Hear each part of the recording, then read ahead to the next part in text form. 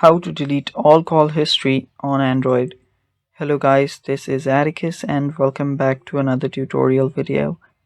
In today's video, I'm going to teach you how you can delete all call history on your Android device. So before we begin, if you guys are new to our channel, head down below and hit the subscribe button so you don't miss out on our future videos. Also press the bell icon so you get notified when we release our new videos.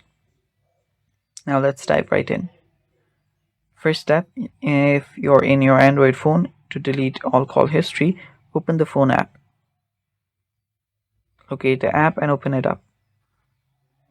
After you open it up, you will need to go to the Recents tab. So tap on the Recent tab. I'm already there. And after you're there, tap on the More option icon on the top right, the three dots. Then head over to Call History. After you're there, you will then need to tap on the three dots on the top right again. Then tap on Clear Call History. Then tap on OK. And then your call history has been cleared now. And that's basically it for today's video. It's that simple.